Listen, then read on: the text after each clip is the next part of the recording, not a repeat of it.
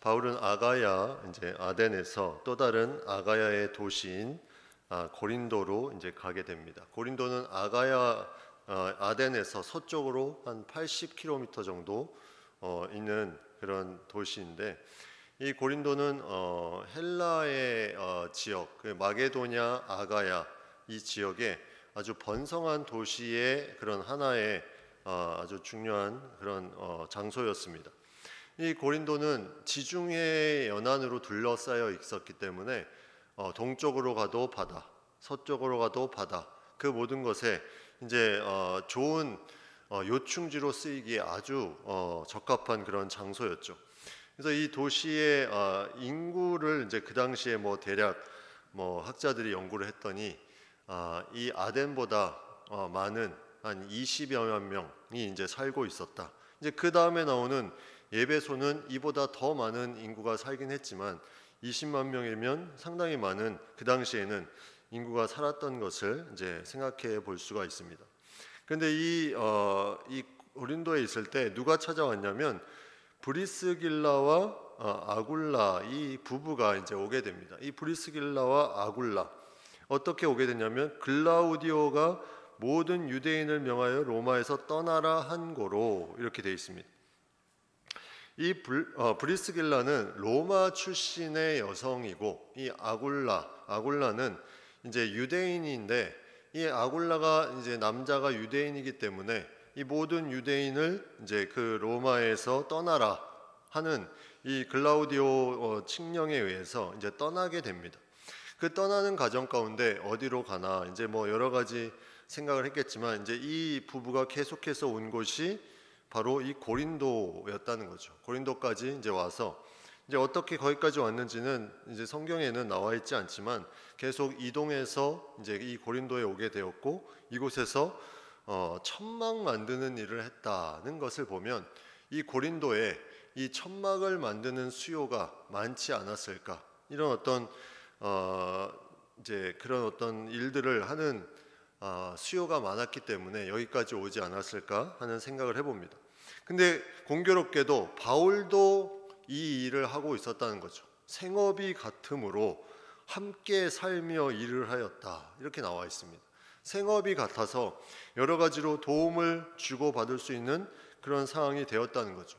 이 텐트를 만드는, 천막을 만드는, 그래서 이제 여기서 나오는 이제 선교 용어가 텐트 메이커 선교다, 이런 말을 이제 예전부터 계속해서 이제 내려오는데, 이 텐트 메이커 선교는 어떤 선교냐면은 이제 자신의 일을 가지고 선교를 하는 그런 선교사를 말합니다. 보통 선교사는 이제 파송받은 단체에서 후원을, 교회나 단체에서 후원을 받아서 그 재정을 충당하는데, 이 텐트 메이커 선교사는 그 재정을 본인이 충당하는 거죠. 일을 하면서 여러 가지 개인적인 일을 해나가면서 본인이 충당합니다. 선교지에 가보면 이런 텐트 메이커 선교하시는 분들이, 자비량 선교하시는 분들이 상당히 많습니다. 거기에 다양한 직종도 있어요. 빵집을 하시는 분도 있고 떡집을 하시는 분도 있고, 제가 이제 훈련 받을 때는 어떤 분도 있었냐면 이슬람권에서 선교를 하시는 분인데, 이슬람권은 이 보안이 중요하잖아요. 이 선교하러 왔다 하면 이 이제 극단적인 극진적인 이슬람 사람들이 이 해를 가할 수 있기 때문에 무엇이 가장 안전할까? 뭘 했냐면 전자 오락실을 한 거예요. 선교사님이 이제 거기서 이슬람 지역에서 오락실을 하고 오락실에서 기도하고 막 그랬다는 게 너무 재밌어가지고 훈련 받을 때 그런 어떤 사업을 가지고 무언가를 계속해서 할 수 있는 그런 부분들을 가지고 가는 게 이제 자비량 선교입니다. 자비량 선교는 교회에서 후원을 하고 단체에서 후원을 하고 여러 가지 후원의 내용이 이제 있는데, 그것을 못 받았던 사람이 자신이 할 수 있는 일이 있어서 하는 부분도 있지만, 처음 가는 그 시작부터 보통 이 자비량으로 출발하는 사람들이 훨씬 더 많습니다. 그래서 어떤 후원이나 그런 부분보다 내가 일을 하면서 내가 거기에 정착해서 이 선교를 조금씩 그 가운데 이제 넓혀 나아가는 그런 부분이죠. 그래서 재정적인 부분이 상당히 선교에 중요합니다. 저도 이제 총회 파송으로 선교를 갔을 때 그때 한 30여 가정이 같이 훈련을 받았는데 그때 선교 후원이 충당되지 못한 가정이 3가정이 있었어요. 근데 그 3가정이 충당되지 못하면 이제 나갈 수가 없습니다. 각 나라별로 금액이 딱 정해져 있습니다. 생활비, 사역비. 근데 그걸 충당하지 못하면 거기에 해당되는 부분을 할 수 있는 사역을 제대로 할 수 없기 때문에 뭐 비행기 값만 해도 그게 보통이 아니기 때문에 그걸 채워야 나갈 수 있다. 이제 이렇게 총회에서 얘기를 했는데 마침 그 세계 선교부를 총회 세계 선교부를 맡고 있었던 그 당시 부장님으로 계셨던 목사님 교회에서 예배를 다 같이 드리게 됐는데 그 교회에서 후원을 해주겠다 우리 교회가. 그래서 3사람 중에 2명인가가 아마 그 교회에서 후원을 받고 또 한 사람은 다른 교회에서 이렇게 후원을 받았던 걸로 기억이 납니다. 이 선교 재정이라는 것이 너무나 중요하죠. 왜냐하면 해외에 가면 많은 부분들이 이제 필요한데 거기서는 따로 돈을 벌 수 있는 특별한 부분들이 생기지가 않습니다. 그래서 거기에는 무언가 후원이 주어지고 거기에 대해서 이제 채워져야 자유롭게 이 선교 사역을 할 수 있는데 이게 되지 않으면 계속 거기에 매여서 마음과 여러 가지 활동에 제약이 있기 때문에 항상 이 부분을 가지고 나아가는 것이 이제 채워지는 것이 필요하다 해서 이제 이 부분을 가지고 이제 정해서 하게 되죠. 이제 물가가 비싼 나라는 그 후원 금액이 상당히 높았고 이제 좀 물가가 저렴한 나라는 좀 쌌는데 대신 물가가 저렴한 나라는 이제 오고 가는 게 조금 비용이 또 이제 더 들어서 아무튼 이런 뭐 전체적으로 계산을 해서 그런 후원비가 책정이 되는데 우리 뭐 한 교회에서 선교사를 파송한다. 이게 이제 파송한다는 것은 2가지 측면에서 할 수 있습니다. 첫 번째는 재정적으로 거기에 대해서 할당을 해서 파송을 할 수 있는 방법이 있고 또 하나는 이제 믿음으로 하는 거죠. 그게 이제 어떤 선교에 대한 부분을 마음을 가지고 우리가 재정적으로는 준비가 안 돼 있지만 우리 교회의 어떤 부분에 맞는 부분이 있다면 거기에 우리가 전적으로 그 사람에게 사역지와 사역비와 생활비를 지원하겠다. 이렇게 이제 믿음으로 하는 부분이 있습니다. 보통 교회들은 이제 그런 어떤 연말에 계획을 세워서 하는 부분들로 가지만 중간에 또 그러한 필요가 있을 때 이렇게 하는 부분들도 많이 보게 됩니다. 아무튼 그 모든 시작이 어떻게 됐든지 이런 어떤 선교하는 부분에 있어서는 재정적인 부분이 필요하고 거기에 대해서 계속해서 하는 부분들이 있어야 되기 때문에 바울 같은 경우는 이제 특별히 본인이 이런 생업을 통해서 이제 충당하는 텐트 메이커 선교사로 자비랑 선교사로 그가 했다는 것을 보게 됩니다. 그래서 이런 어떤 후원에 대한 부분이 그런 부분들로 채워지는데 더 좋은 부분은 이제 동업하는 사람이 거기서 나타나서 같이 무언가를 할 수 있으면 이제 거기에 이제 더 큰 힘을 받을 수가 있겠죠.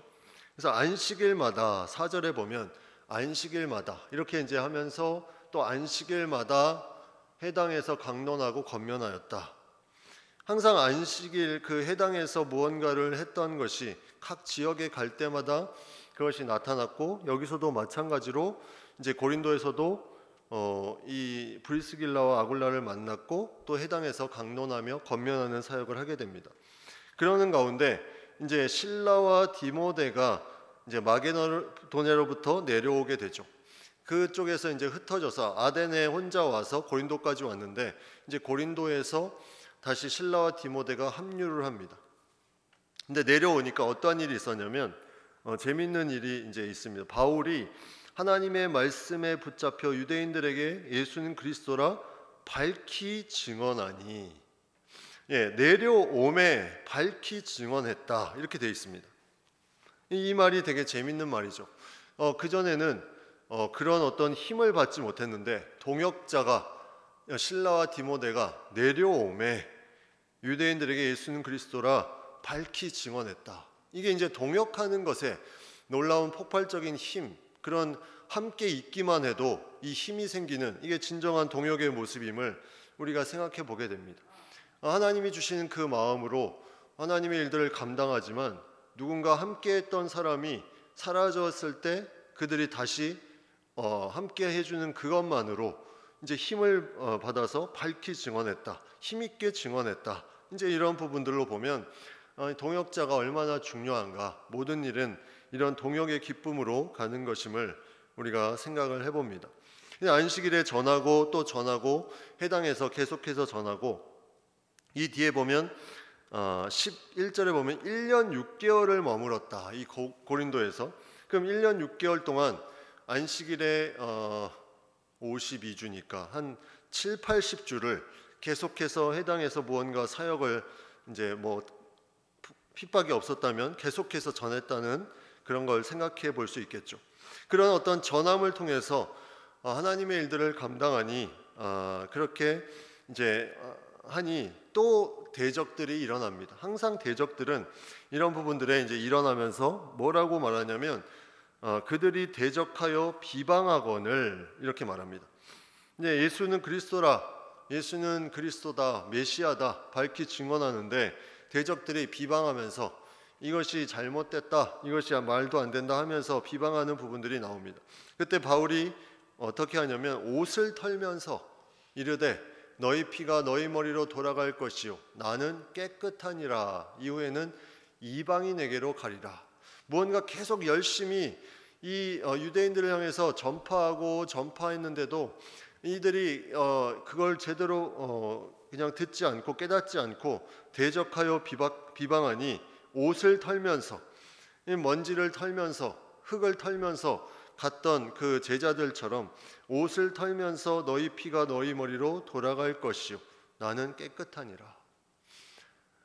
이 바울의 고백에게는 이제 선교적인 전도적인 원칙이 이제 명확히 있음을 보게 됩니다. 바울은 최선을 다해서 어떤 대상을 향해서 복음을 전했습니다. 내가 생각하는 어떤 대상, 그 대상에게 계속해서 전하고 전했는데 그들이 대적하고 비방하는 것이 강도가 계속 높아지니 이것이 복음에 전혀 도움이 안 되고 오히려 믿으려고 하는 사람도 어려움에 처하니 이제 바울은 이제 다른 이방인으로 갔다, 이것을 이제 말하고 있는 거죠. 그래서 너희 피가 너희 머리로 돌아갈 것이요 나는 아무런 죄가 없다, 깨끗하다. 이 말씀은 에스겔 3장 말씀부터 나오는 그런 하나님이 에스겔에게 네가 파수꾼으로 하나님의 말씀을 전하라 했을 때 주신 그 말씀하고도 연결되는 말씀입니다. 에스겔 3장 18절 19절 보면 가령 내가 악인에게 말하기를 너는 꼭 죽으리라 할 때에 내가 깨우치지 아니하거나 말로 악인에게 일러서 그의 악한 길을 떠나 생명을 구원하게 하지 아니하면 그 악인은 그의 죄악 중에서 죽으려니와 내가 그의 핏값을 내 손에서 찾을 것이고 내가 악인을 깨우치되 그가 그의 악한 마음과 악한 행위에서 돌이키지 아니하면 그는 그의 죄악 중에서 죽으려니와 너는 내 생명을 보존하리라. 하나님께서 에스겔에게 이스라엘 족속을 깨우치라고 말씀하셨는데 만약 네가 가만히 있으면 저 악인은 악인대로 멸망하는데 그 핏값은 너한테 찾겠다, 이렇게 말씀하는 거예요. 근데 네가 만약 말했는데 그 사람이 그럼에도 돌이키지 않으면 그 사람의 죄는 그 사람에게 있는 것이고 너는 생명을 보존할 것이다. 이게 이제 하나님께서 계속해서 이 내려오는 이런 어떤 복음 전하는 사람의 어떤 믿는 사람에게 주는 그런 복음 전파의 원칙입니다. 계속해서 전함에도 그 악한 자가 계속 대적하고 이러면 그곳을 떠나고 본인에게는 책임이 없는 거예요. 그런데 그 책임을 다하지 않고 그 악한 사람을 그냥 두면 그 핏값은 너에게 물을 것이다. 이거는 아주 부담스럽고 무서운 말입니다. 우리 주변에 우리가 생각하는 그 사람의 어떤 악한 사람들이 있는데 이것이 이제 그렇게 적용을 해보면 그 사람에게도 내가 과연 얼마나 이 부분을 하고 있는가, 이걸 생각하면 그런 어떤 전도 선교적인 원리로 생각하면 우리가 그냥 모른 척하면 그 핏값을 찾을 것이다, 이렇게 이제 적용을 해볼 수도 있는 거죠. 그 해당되는 사람이 주변에 누군가가 있든 그 사람이 거기에 대해서 반응을 하고 움직였다면 그 사람에 대한 부분은 이제 자신의 어떤 부분으로 그 모든 책임이 있겠지만 그것이 아니라 그 주변의 많은 사람들이 아무도 거기에 관심이 없다면 그것은 그 주변에 있는 사람들의 그런 책임이 될 수도 있음을 이 말씀을 통해서, 또 에스겔 말씀을 통해서 계속해서 우리에게 이런 선교 전도의 원칙을 보여주고 있습니다. 그래서 이런 원칙 가운데 이제 바울이 이방 선교로 왔음을 말하고, 그 회당 가운데 유대인들 또 헬라인, 그 유대교로 개종한 헬라인들, 그들이 이제 있었는데 그런 말씀을 전하고 이제 했는데, 그들이 동일하게 이방 나라에서도 대적하며 비방하는 그 모습에 이제 이런 말씀을 전하면서 이제 나아가는 그런 부분들을 보게 되죠. 그래서 거기서 또 옮겨서 대적하고 비방하니 옮겨서 이제 디도 유스도라 하는 집에 들어갑니다. 이 디도 유스도는 그 바울의 제자였던 디도서의 저자 헬라인 디도가 아니라 이 사도행전에만 나오는 그런 하나님을 경외하는 디도 유스도입니다. 이 디도 유스도는 신앙이 있었던 걸 우리가 볼 수 있죠. 하나님을 경외하는, 이렇게 나와 있는 거 보니까 이제 이 디도 유스도 집에서 어떤 일이 일어났냐면, 이제 해당장이 그 해당 옆에 있어 해당장 그리스보와 온 집안과 더불어 주를 믿고 수많은 고린도 사람도 듣고 믿어서 세례를 받았다. 이게 이제 핍박 가운데 움직이니 그 움직인 곳에서 하나님의 놀라운 역사가 나타납니다. 정말 대적하며 비방해서 그곳에 있는 것 자체가, 복음을 전하면 누군가 계속 대적하는 것 자체가 이 복음 자체의 능력의 어떤 부분들을 계속해서 훼손하고, 그런 부분들이 있을 때 우리가 그 부분은 잠시 맡겨두고 다른 곳에서 가서 또 복음을 전하면서 나아가니까 이 놀라운 역사가 이 가운데 나타난 것을 우리가 말씀 속에서 보게 됩니다. 우리가 하나님의 마음을 가지고 이런 부분들을 계속 해나가면 처음에는 어떤 사람은 정말 강경하게 그렇게 할 수도 있죠. 그래서 그 부분에 강경함이 있으면 조금 시간을 두고 그런 어떤 다른 좀 부드러운 얘기를 할 수 있는 사람에게 가서 이제 같이 전하고, 또 그 사람이 어느 순간에 그런 부드러운 마음이 되도록 기도하면서 또 그런 부분으로 가면 또 다시 가서 얘기할 수 있고, 이런 부분들이 계속해서 복음 전파에 어떤 순환되는 부분으로.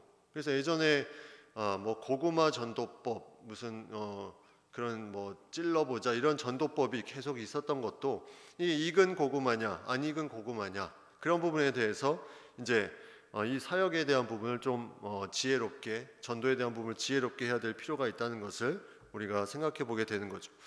이런 이제 이 디도 유스도 집에서 이제 많은 사람들이 믿고 세례를 받았는데, 고린도전서 1장 14절에 보면 이런 말씀이 있습니다. 나는 그리스보와 가이오 외에는 너희 중 아무에게도 내가 세례를 베풀지 아니한 것을 감사하노니.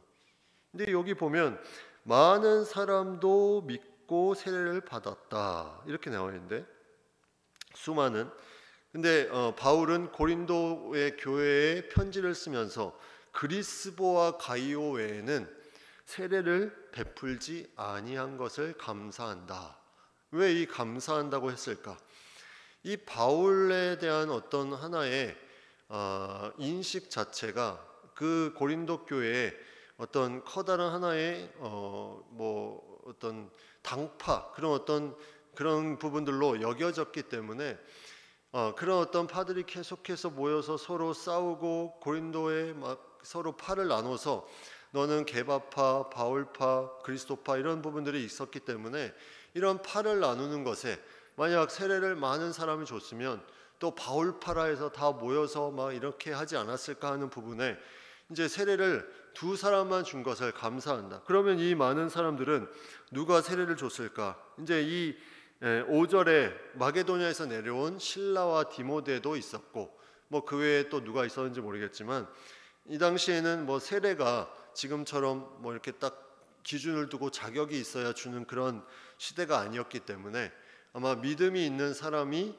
이 세례를 못 받은, 세례 받은 사람이 세례를 못 받은 사람에게 이제 같이 주는 그런 부분들이 이 시대에 계속 있었고, 바울은 그 중에 이제 두 사람만 세례를 줬다는 거죠. 그리스보와 가이오. 그런 어떤 놀라운 구원의 역사가 하나님께서 주시는 그 대적하는 자를 통해서 움직였더니 그곳에 놀라운 역사가 나타납니다. 대적해서 끝나는 게 아니라 하나님의 방법은 무언가 나를 복음적으로 대적하는 사람이 있으면 내가 다른 곳에 열심을 내게 해서 그곳에 하나님의 열매를 맺게 하는 것. 이게 이제 하나님의 역사의 방법이죠. 지금까지 우리 나라 역사도 그랬고 뭐 일제시대나 공산 그런 어떤 부분들이나 뭔가 공격이 있으면 그 사람들의 어떤 공격받음으로 끝이 아니라 그 주변에 그런 어떤 공격을 통해서 또 같이 복음을 전하는 사람들 통해서 더 믿게 되고 이런 역사들이 나타난 것을 이제 우리가 생각해 보면 이런 부분들이 이제 바울의 어떤 선교 가운데 계속해서 이루어났다. 우리가 생각해 볼 수 있죠. 그러는 가운데 이제 세례를 받고 그 밤에 어떤 일이 있었냐면 또 환상이 나타나는 환상 가운데 바울에게 말씀하시되 바울은 이 환상을 자주 보는 그런 인물이었어요. 환상을 본다는 것이 어떤 의미일까? 환상을 보신 분은 알겠지만 사실 이게 조금 애매할 수 있습니다. 이게 나의 어떤 내가 지금 몸이 좀 이상해서 그런가? 왜 헛것이 보일까? 이 환상을 분별하는 것도 상당히 중요한데 이 환상이 명확하게 바울에게 보여졌다는 것이 바울이 성령 충만함에 이 모든 사역을 감당했음을 우리가 생각해 보게 됩니다. 환상 가운데 바울에게 말씀하시되 이제 이 말씀하신 것에 몇 가지가 있습니다. 두려워하지 말며 침묵하지 말고 말하라. 내가 너와 함께 있음에 어떤 사람도 너를 대적하여 해롭게 할 자가 없을 것이니 이는 이 성중에 내 백성이 많음이라. 여기서 중요한 하나님의 말씀 세 가지가 있습니다. 바울에게 첫 번째는 두려워하지 말며 말하라 이거예요. 하나님의 복음을 두려워하지 말고 말하라. 네가 그렇게 핍박을 받고 있지만 그것을 두려워하지 말고 말하며 나아가라는 거죠. 그 안에 하나님의 역사가 있다. 그런데 바울의 입장에선 생각을 해보십시오. 얼마나 이게 두려운 일입니까?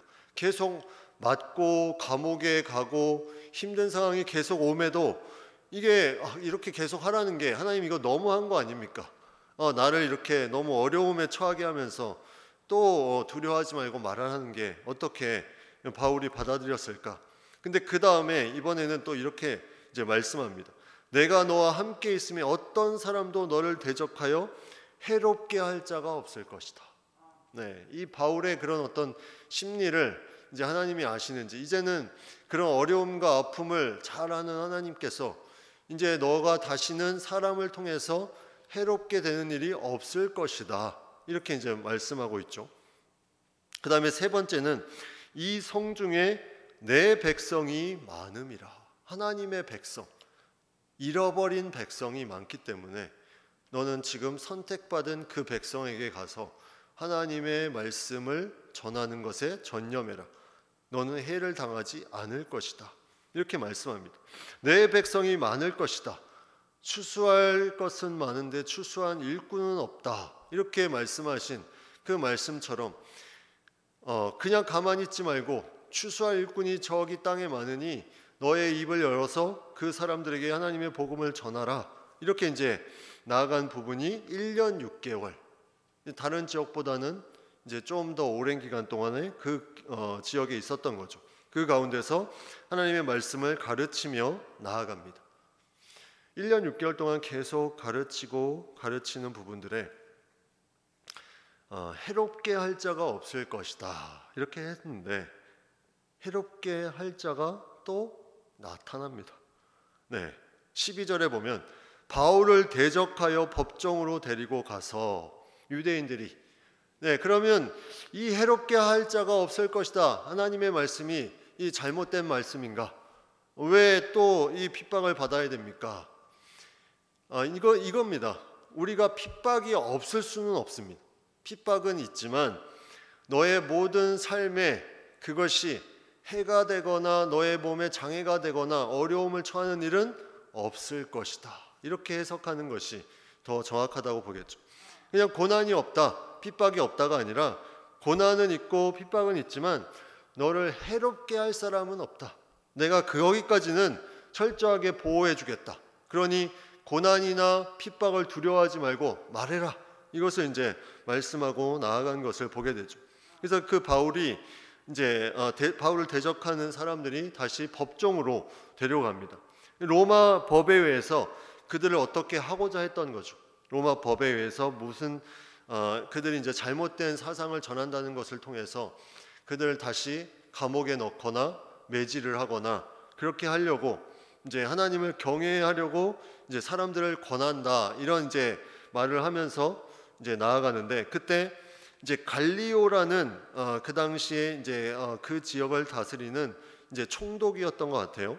이 갈리오가 유대인들에게 이르되, 너희 유대인들아, 너희의 법대로 이 부분들은 이제 마음대로 해라. 무슨 부정한 일이나 불량한 행동이 있으면 내가 너희 말을 들어주지만 너희 문화의 문제, 이건 너희 언어, 사상의 문제이기 때문에 나는 관여하지 않겠다, 이렇게 말합니다. 이 로마 시대에는 사실 종교에 대한 부분은 그렇게 터치를 안 했습니다. 종교에 대한 부분, 이 마게도냐와 이 에베소 지역 다 이제 뭐 그런 어떤 로마의 어떤 지배를 받으면서 그런 부분들을 가지고 있었지만, 그 나라의 그 피지배 국가의 종교나 문화에 대해서 그렇게 터치를 안 했는데, 터치할 때가 있었어요. 그때는 언제냐면 로마 황제보다 그들이 섬기는 무언가 우상이 무언가 신이 더 커서 로마 황제에 대한 숭배 사상이 이렇게 낮아질 때, 그건 이제 로마가 가만히 있지 않았는데, 그 외에 자기네들끼리 서로 뭐 싸우고 사상 문제로 그런 부분들은 그냥 알아서 해결해라, 이제 이렇게 나갔던 부분이 일반적인 방법이었다는 거죠. 이 로마의 지배를 받는 이 고린도에도 마찬가지로 이런 어떤 문제가 있었는데 재판장 되기를 원하지 않는다, 이제 이렇게 말합니다. 그래서 유대인들 그 함께 갔던 바울 그 사람들이 이제 있었는데 그들을 법정에서 쫓아냈다. 더 이상 법정에서 뭘 하려고 하지 마라, 다 쫓아냅니다. 쫓아내는 그 상황 가운데 이제 그 유대인들은 화가 났겠죠. 뭔가 로마의 법대로 저들을 심판해서 더 이상 안 보기를 원했는데 이제 화가 내서 쫓아내니 모든 사람이 회당장 소스데네를 잡아, 바울을 잡은 게 아니라 회당장 소스데네를 잡아 법정 앞에서 때렸다, 이렇게 나와 있습니다. 여기에 하나님의 말씀이 이루어진 거죠. 해롭게 할 자가 없다. 이제 이 지역에서 해롭게 할 자가 없다는 것이, 고난은 당하고 핍박은 당하지만 해롭게 할 자는 없다. 모든 사람이 해당장 소스데네, 이 해당장 소스데네가 어떤 인물인지는 정확하게 모르겠지만 이 유대인들이 이 해당장 소스데네를 잡아서 법정 앞에서 때렸다는 것을 보면 이 해당장 소스데네도 기독교인들에 대한 마음이 열려 있어서 이 해당을 마음껏 열어주고 거기에서 강론하고 건면할 수 있도록 도와준 인물이 아닐까 추측을 해볼 수 있죠. 그런 어떤 해당장 소스데네가 핍박을 받아서 어려움에 처하는 부분들이 이제 그 말씀 가운데 나오고, 이제 이것을 통해서 이제 바울은 그 지역에 여러 날 더 머물다가 이제 그 지역을 나옵니다. 하나님의 말씀이 계속해서 그의 선교 원칙과 또 환상 가운데 그대로 하나님의 인도하심에 그렇게 반응하며 나아가니 고린도의 많은 사람들이 믿고 세례를 받고 또 핍박을 또 받았지만 그 가운데 이제 같이 그곳에 더 많은 시간을 머물면서 자연스럽게 다른 지역으로 이제 갈 수 있는, 그전에는 핍박 가운데 거의 쫓겨나다시피 이제 갔는데 이 고린도는 하나님이 분명하게 말씀해 주셨어요. 이 바울의 어떤 두려워하는 마음이 하나님이 아셨는지 여기에 대해서 해를 받지 않을 것이다, 말하라, 이렇게 이제 하면서 많은 사람들이 있다, 복음을 들어야 되는 그 말씀에 이제 움직이며 나아가죠. 그래서 그런 어떤 사역을 다 마치고 이제 다시 이제 복귀하려고 수리아 안디옥으로 이제 향하다가 가는데 브리스길라와 아굴라도 함께했다. 여기서 또 중요한 하나의 사건이 나오는데, 겐그레아라는 지역이 있었습니다. 겐그레아의 지역에서 뭘 했냐면 이 하나만 나오는데 서원이 있었으므로 머리를 깎았다, 이렇게 나와 있습니다. 머리 깎는 것이 서원이 아니고 서원이 있었으므로 겐그레아에서 머리를 깎았다. 이게 무슨 서원일까? 이 서원 제사가 있죠. 이 레위기법에도 화목 제사 중에 하나인데 서원 제사, 자신이 하나님 앞에 무엇을 어떻게 바치겠습니다, 드리겠습니다, 이런 서원하는 제사가 있는데, 그 제사를 앞두고 이제 머리를 깎았다는 것은 단정하게 하나님 앞에 나아가기를 원했던 그런 부분들을 볼 수 있죠. 갱그레아라는 지역은 고린도에서 남동쪽으로 11km 정도에 있는 이제 작은 지역인데, 여기서 이제 이런 서원에 맞게 그가 머리를 깎고 그가 제사를 드렸는지 아니면 준비를 했는지 정확하게는 이제 모르겠지만, 그 서원에 따라서 여기서 머리를 깎았다는 것은 이제 서원 제사를 드릴 날이 멀지 않았다, 이것을 생각해 볼 수 있죠. 그래서 머리를 깎고 그가 선교했던 모든 것을 마무리하고 돌아와서 이제 이것을 이제 하기를 원하는 그런 부분들이 있습니다. 이제 그것에 같이 연결돼서 생각해 보는 게, 에베소에 있는 이 사람들을 만났습니다. 갱그레아에서 에베소, 이 아시아의 이제 수도인, 그 당시 아시아라는 지역, 지금 아시아가 아니라 그 당시 아시아라는 지역이 있었어요. 그 지역의 수도인 에베소에 와서 그들을 거기 머물게 하고 자기는 해당에 들어가서 유대인들과 변론하니, 또 여기도 해당에서 변론했는데, 이제 여기서는 사도 바울의 이제 선교 원칙이 깨집니다. 여러 사람이 더 오래 있기를 청하되 뭐라고 나와 있습니까? 허락하지 않았다. 이게 바울의 좀 이상한 부분이에요. 그전에는 계속 환상이나 성령의 인도함이나 그 인도하심에 모든 것을 다 함께하고 핍박이 있어도 형제들 권면하고 떠났는데, 여기서는 여러 사람이 더 오래 있기를 청하되 허락하지 않았다. 이 이유가 이제 위에서 힌트를 찾을 수 있는 거죠. 서원하는 그 제사, 이 날을 아마 바울이 잡지 않았을까.